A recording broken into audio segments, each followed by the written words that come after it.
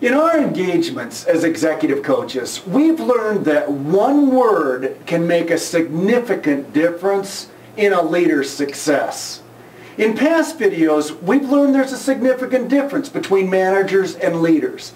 That managers gain their power from a position, a title, and based on that position and title, they have the power to go out and tell people what needs to get done. In contrast, leaders gain their power from a very different place. Leaders gain their power by building relationships where people consciously make the decision to willingly follow them with or without the title. What's that one word? That one word is the word we.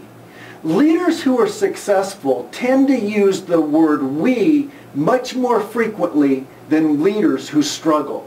Leaders who struggle say things like, I did this, I selected the team, I solved the problem, I set the goals, I accomplished these wonderful things at my last company.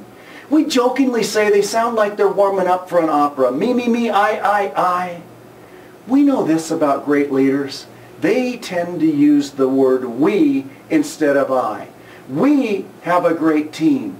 We have an awesome opportunity ahead of us. If anybody can figure out how to solve this, we can.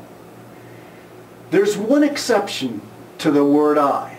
When there's a problem, to say I take the responsibility to ensure that this never happens again is the most appropriate word. If you're a leader who tends to slip from time to time, and most of us are, we got 3 tips to help you become more successful. Tip number 1 is appoint a coach in your organization. Someone you trust. Tell them that your goal is to transform from the word I to the word we. And if you do slip, you would value it if they brought it to your attention. Tip number 2 is take a post-it note or a piece of paper before you go into a staff meeting or go to give a presentation and write in big letters, we, and a happy face as a reminder to keep you focused. Step number 3 is a simple one. If you do slip, simply apologize. Most people are forgiving and know that you want to do the right thing. As you transform this personal change, you're going to go through 4 distinct phases. Phase number 1 is you're going to say I and you're not even going to know you slipped.